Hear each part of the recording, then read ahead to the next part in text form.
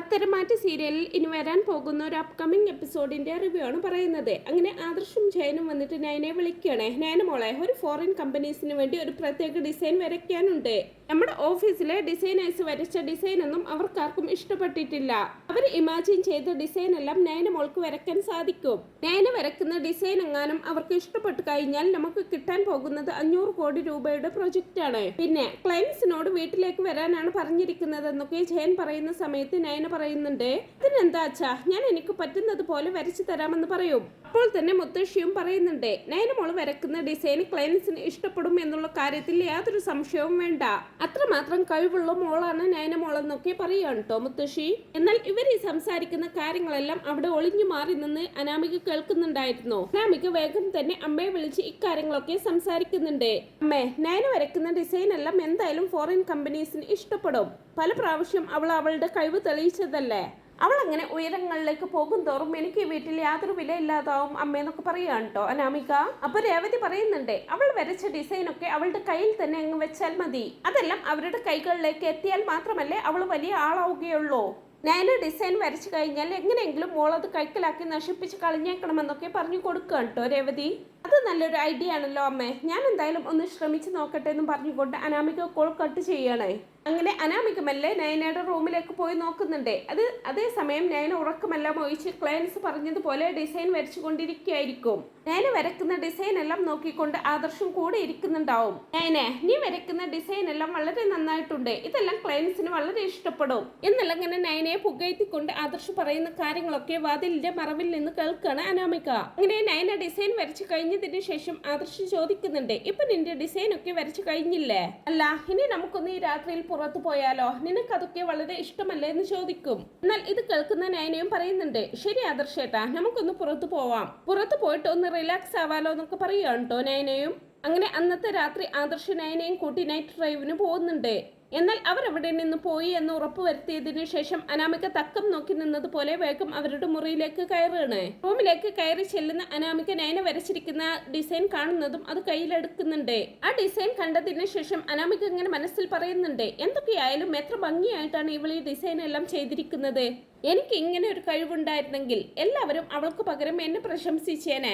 ഇവൾ വരച്ച ഈ ഡിസൈൻസ് ഒക്കെ ഫോറിൻ കമ്പനീസിന് ഇഷ്ടപ്പെടുമെന്നുള്ള കാര്യം തീർച്ചയാണ്. അങ്ങനെ സംഭവിച്ചാൽ എന്റെ സ്ഥാനം ഇവിടെ അടുക്കളയിൽ മാത്രമായിട്ട് ഒതുങ്ങും. ഒരു കഴിവിന്റെ പേരിൽ ഞാൻ ഓരോ ദിവസം കൂടുന്തോറും ഇവിടുത്തെ പ്രിയപ്പെട്ടവൾ ആയിക്കൊണ്ടിരിക്കുകയാണ്.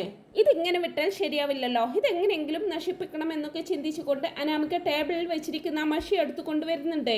എന്നിട്ട് നയന വരച്ചിരിക്കുന്ന ആ ഒരു ഡിസൈനിലേക്ക് ആ മഷി മൊത്തം അങ്ങ് ഒഴിച്ചു വെക്കുകയാണ്. അങ്ങനെ ആ ഡിസൈൻ മൊത്തമായിട്ട് അങ്ങ് നശിപ്പിക്കുമ്പോൾ അനാമികയ്ക്ക് ഒരു സമാധാനമൊക്കെ കിട്ടുന്നുണ്ട് മനസ്സിന്. എന്നിട്ട് ഇങ്ങനെ മനസ്സിൽ ചിന്തിക്കുന്നുണ്ട്, അവളുടെ ഡിസൈൻ എല്ലാം എന്തായാലും മൊത്തമായിട്ട് നശിപ്പിച്ചിട്ടുണ്ട്. ഇനി എത്രയൊക്കെ ശ്രമിച്ചാലും അവൾക്ക് ഫോറിൻ കമ്പനീസിന് വേണ്ടി ഡിസൈൻ സബ്മിറ്റ് ചെയ്യാൻ കഴിയില്ല. എന്തായാലും ആരെങ്കിലും കാണുന്നതിന് മുമ്പ് ഇവിടെ നിന്ന് പോയേക്കാമെന്നൊക്കെ ചിന്തിച്ചുകൊണ്ട് അവിടെ നിന്ന് രക്ഷപ്പെടാൻ ഒരുങ്ങുമ്പോഴായിരിക്കും അനാമിക അത് കാണുന്നത്. അയ്യോ, എന്റെ സാരിയിലൊക്കെ മഷിയായല്ലോ, ഇനിയിപ്പോ എന്ത് ചെയ്യുമെന്ന് ചിന്തിച്ചുകൊണ്ട് അനാമിക പെട്ടെന്ന് തന്നെ ആ റൂമിൽ നിന്നും ഇറങ്ങി പോവാണ്. അങ്ങനെ അധികം വൈകാതെ തന്നെ പുറത്തു പോയ ആദർശും നയനയും തിരിച്ചെത്തുന്നുണ്ട്. പിന്നീട് പിറ്റേ ദിവസം രാവിലെ ആയിരിക്കൂട്ടോ ആദർശ് നയനയോട് താൻ ഇന്നലെ വരച്ച ഡിസൈൻ ഒക്കെ എടുത്തുകൊണ്ട് വരാൻ പറയുന്നത്. എന്നാൽ നയന തന്റെ ഡിസൈൻ എടുത്തു നോക്കുന്ന സമയത്ത് ആ ഡിസൈനിലൊക്കെ ആകെ മഷി പുരണ്ടിട്ടുണ്ടാവും. എന്നിട്ട് ആ ഒരു മഷി പുരണ്ട ഡിസൈൻ ആയിരിക്കൂട്ടോ നയന എല്ലാവർക്കും കാണിച്ചു കൊടുക്കുന്നത്.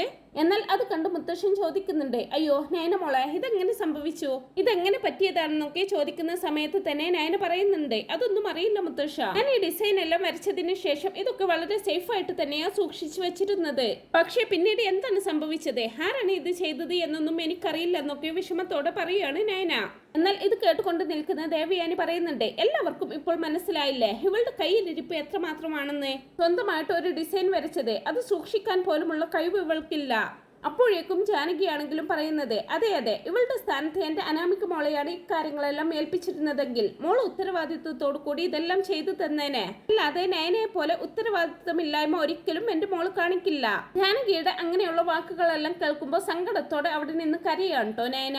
അപ്പൊ ആദർശ് പറയാണ്, ഈ ഡിസൈൻ എങ്ങാനും വരച്ചു കൊടുത്തിട്ടില്ല എന്നുണ്ടെങ്കിൽ കമ്പനിക്ക് നഷ്ടപ്പെടാൻ പോകുന്നത് 500 കോടി രൂപയുടെ പ്രൊജക്റ്റ് ആണ്. ഇനി നമ്മുടെ മുമ്പിൽ 1 മണിക്കൂർ സമയം മാത്രമേ ബാക്കിയുള്ളൂ. അതിനകം ഈ ഡിസൈൻ വരച്ചാൽ മാത്രമേ നമ്മൾ ഉദ്ദേശിക്കുന്നത് പോലെ കാര്യങ്ങൾ നടക്കൂ.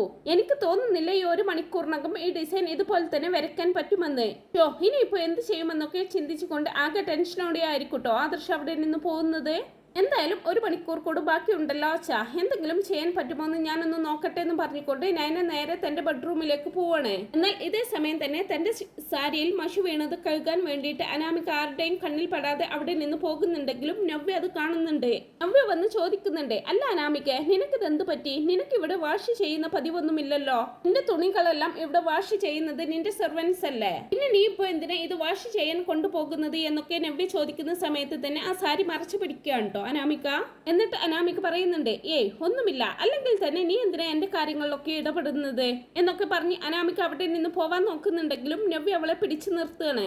എടി അവിടെ നിൽക്കടി, നിനക്കെന്തോ കള്ളത്തരമുണ്ടല്ലോ, നീ എന്തോ ഒളിക്കുന്നുണ്ട്, നീ എന്തേ മറച്ചു പിടിച്ചിരിക്കുന്നത്, ഒന്ന് നോക്കട്ടെ എന്ന് പറഞ്ഞുകൊണ്ട് അനാമികയുടെ കയ്യിലുള്ള സാരി വലിച്ചു പിടിച്ച് വാങ്ങിക്കുന്നുണ്ട് കേട്ടോ നവ്യ. എന്നാൽ അനാമികയുടെ കയ്യിൽ നിന്നും ആ സാരി പിടിച്ചു വാങ്ങുന്നതോടുകൂടി ആ സാരിയിൽ ആകെ മഷിക്കറ വീണിട്ടുള്ളത് നവ്യ കാണുന്നുണ്ട്. നയന രാത്രിയിൽ കഷ്ടപ്പെട്ട് വരച്ച ഡിസൈനുകളെല്ലാം നശിപ്പിച്ചത് അനാമികയാണെന്ന് മനസ്സിലാക്കുന്ന നവ്യ അവളുടെ കരണം അടിച്ചു പൊട്ടിക്കുന്നുണ്ട്. എന്നിട്ട് നവ്യ ചോദിക്കുന്നുണ്ട്, എടി ദ്രോഹി, നീ ആയിരുന്നല്ലേ നയന വരച്ച ഡിസൈനുകളെല്ലാം നശിപ്പിച്ചത്? നിനക്ക് എങ്ങനെ തോന്നിയടി ആ പാവം കഷ്ടപ്പെട്ട് വരച്ച ഡിസൈൻ എല്ലാം ഇങ്ങനെ കുളമാക്കാൻ? ഇക്കാര്യമെങ്ങാനും മുത്തശ്ശൻ അറിഞ്ഞു കഴിഞ്ഞാൽ അതോടുകൂടി തീർന്നു നിന്റെ ഈ വീട്ടിലെ ജീവിതം. ഈ ഡിസൈൻ വരച്ച കാര്യം തെളിവോട് കൂടി തന്നെ ഞാൻ എല്ലാവരെയും അറിയിക്കുമടി. എന്നാൽ ഇത് കേൾക്കുന്ന സമയത്ത് തന്നെ അനാമികയ്ക്ക് ആകെ ടെൻഷൻ ആവുന്നുണ്ട്. എന്നിട്ട് പറയുന്നുണ്ട്, നവ്യേച്ചി പ്ലീസ് ഇക്കാര്യങ്ങൾ ആരോടും പറയരുത്. വീട്ടിൽ എല്ലാവരും ഇക്കാര്യങ്ങളൊക്കെ അറിഞ്ഞു കഴിഞ്ഞാൽ പിന്നെ അപമാനം താങ്ങാനൊന്നും എന്നെ കൊണ്ട് പറ്റില്ല.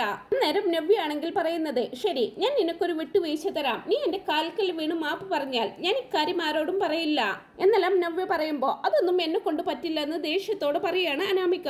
ഇത്ര കാലമായിട്ടും ഞാൻ ആരുടെയും കാല് പിടിക്കാനൊന്നും പോയിട്ടില്ല. അങ്ങനെ ഒരു ഗതികേട് എനിക്ക് ഇതുവരെ ഉണ്ടായിട്ടില്ലെന്നും കൂടി പറയുന്നുണ്ട്. അപ്പൊ തന്നെ നവ്യ പറയാണ്, അങ്ങനെയാണെങ്കിൽ ആയിക്കോട്ടെ, നീ ഇപ്പൊ ചെയ്ത കാര്യങ്ങളൊക്കെ ഞാൻ ഇവിടെ മുത്തശ്ശനെ അറിയിക്കാൻ പോവാണ്. ഇപ്പോൾ തന്നെ ഞാൻ അറിയിക്കുമെന്നും പറഞ്ഞുകൊണ്ട് മുത്തശ്ശന്റെ അടുത്തേക്ക് അങ്ങ് നടന്ന് നീങ്ങാണ് കേട്ടോ നവ്യ. അപ്പോഴേക്കും അനാമിക വന്ന് നവ്യയെ തടഞ്ഞുകൊണ്ട് പറയുന്നുണ്ട്, വേണ്ട നവ്യ, ഞാൻ ഇപ്പോൾ തന്നെ നിന്റെ കാല് പിടിച്ച് മാപ്പ് പറഞ്ഞേക്കാം. അപ്പോൾ തന്നെ നവ്യ പറയുന്നുണ്ട്, അതെ, ചുമ്മാ തങ്ങ് കാല് പിടിച്ചാൽ മാത്രമൊന്നും പോരാ. എന്റെ കാലുകൾക്ക് ഇപ്പോൾ നല്ല വേദനയും നീരും ഒക്കെ വെച്ചിട്ടുണ്ട്. അതുകൊണ്ട് നീ കുഴമ്പ് എടുത്തോണ്ട് വന്നിട്ട് എന്റെ കാലൊക്കെ നന്നായിട്ട് തിരുമ്മി തരണം. എന്നാൽ മറ്റു നിവൃത്തിയില്ലാതെ അനാമിക കുറച്ച് കുഴമ്പൊക്കെ എടുത്തുകൊണ്ടുവന്ന് നവ്യയുടെ കാലൊക്കെ നന്നായിട്ട് തിരുമ്മി കൊടുക്കുന്നുണ്ട്. എന്നാൽ ഈ സമയത്തൊക്കെ നയന അവിടെ ഇരുന്ന് ഡിസൈൻ വരയ്ക്കായിരിക്കും. 1 മണിക്കൂറിന് ശേഷം നയനയുടെ ഡിസൈൻ എല്ലാം കാണാൻ വേണ്ടിയിട്ട് ക്ലയൻസ് എല്ലാം വീട്ടിലേക്ക് വരുന്നുണ്ട്. പെട്ടെന്ന് തന്നെ നയന തിടുക്കപ്പെട്ട് ഡിസൈൻ വരച്ചിട്ട് അവർക്ക് കാണിച്ചു കൊടുക്കുന്നുണ്ട്.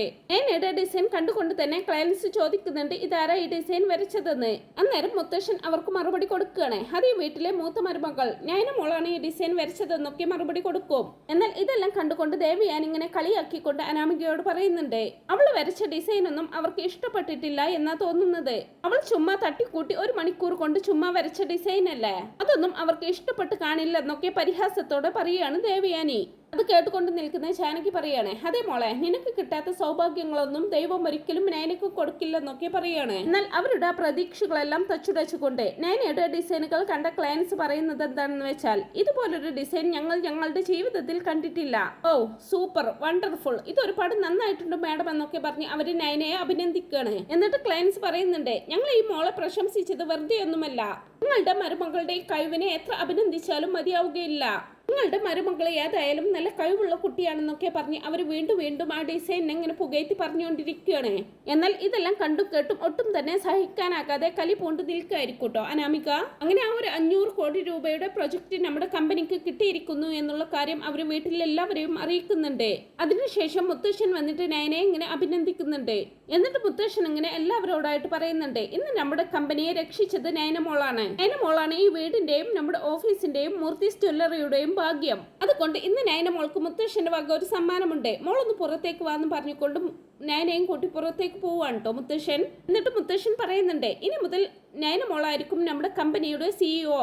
നയന മോള് ഇനിയൊന്നും ഓഫീസിൽ പോവണം. ഓഫീസിൽ പോവാനും വരാനും വേണ്ടി നയന മോൾക്കുള്ള എന്റെ സമ്മാനമാണ് ഇതൊന്നും പറഞ്ഞുകൊണ്ട് ഒരു ലക്ഷറി കാർ തന്നെയായിരിക്കും കേട്ടോ മുത്തശ്ശൻ നയനയ്ക്ക് സമ്മാനിക്കുന്നത്. ആ കാർ മോളെയും കാലത്ത് പുറത്ത് വെയിറ്റിംഗിലാണ് മോളെന്ന് പറഞ്ഞുകൊണ്ടായിരിക്കും കേട്ടോ നയനയ്ക്ക് കാർ കൊടുക്കാനായിട്ട് മുത്തശ്ശൻ അവളെയും കൊണ്ട് പുറത്ത് പോകുന്നത്. എന്നാൽ നയനയ്ക്ക് മുത്തശ്ശൻ വാങ്ങിച്ചു കൊടുക്കുന്ന ആ ഒരു ലക്ഷറി കാർ കണ്ട് ഒട്ടും തന്നെ സഹിക്കാനാകാതെ ദേഷ്യത്തോടെ നിൽക്കായിരിക്കും അനാമിക. മുത്തശ്ശൻ എല്ലാവരോടായിട്ട് പറയുന്നുണ്ട്, 25 കോടി രൂപ വില വരുന്ന കാറാണ് ഇത്. മോൾ ആദർശ് മോനെയും കൂട്ടിക്കൊണ്ട് ഇതിലൊന്ന് ചുറ്റി അടിച്ചിട്ട് വാന്നും പറഞ്ഞുകൊണ്ട് നയനക്ക് കാറിന്റെ കീ സമ്മാനിക്കുന്നുണ്ട് മുത്തശ്ശൻ. അങ്ങനെ മുത്തശ്ശന്റെ കയ്യിൽ നിന്നും കീ എല്ലാം വാങ്ങിച്ചുകൊണ്ട് നയന തന്നെ ഡ്രൈവ് ചെയ്ത് ആ കാറുമായിട്ട് പോവാണ്. നയന സ്വന്തമായിട്ട് ഡ്രൈവ് ചെയ്ത് കാറുമായിട്ട് പോകുന്നത് കാണുമ്പോൾ അസൂയ മൂത്ത് നിൽക്കുകയായിരിക്കട്ടോ ദേവയാനി. എന്നിട്ട് ദേവയാനി പറയുന്നുണ്ട്, കണ്ടില്ലേ ജാനകി, ഈ വീട്ടിലേക്ക് അവളെക്കാൾ മുമ്പേ കയറി വന്ന മരുമക്കളാണ് ഞാനും നീയും ഒക്കെ. എന്നിട്ട് ഇന്നേ വരെ നമുക്ക് ഇതുപോലെ ഒരു കാർ വാങ്ങി തരണമെന്നൊന്നും ഈ അച്ഛന് തോന്നിയില്ലല്ലോ. അപ്പൊ എന്നെ ജാനകിയും പറയുന്നുണ്ട്, അതെ ഏടത്തി, ഇതങ്ങനെ സാധാരണ കാറൊന്നുമല്ലല്ലോ. ഈ കാറിന് 25 കോടി രൂപ വരും. അനിയുടെ അമ്മായി അച്ഛൻ അനിക്ക് വാങ്ങിക്കൊടുത്ത ആ കാറിന്റെ ഇരട്ടി വില വരും ഇതിന്. നയനയുടെ തലയിൽ വരച്ചൊരു ഭാഗ്യേ, ആ ഭാഗ്യം എന്തായാലും നമുക്ക് കിട്ടിയില്ലല്ലോ എന്നൊക്കെ പറഞ്ഞ് അസൂയോടെയും കുശുമ്പോടെയും കൂടി ഇങ്ങനെ നിൽക്കാണ് അവിടുത്തെ പെണ്ണുങ്ങൾ. എന്നാൽ ഇതേ സമയം ആദർശും നയനയും വളരെയധികം സന്തോഷത്തോടെ മുത്തശ്ശൻ സമ്മാനിച്ച കാറിൽ ഇങ്ങനെ യാത്ര പോയിക്കൊണ്ടിരിക്കുന്നത് കാണിച്ചുകൊണ്ടാണ് കേട്ടോ ഈ ഒരു എപ്പിസോഡ് പൂർണ്ണമാവുന്നത്.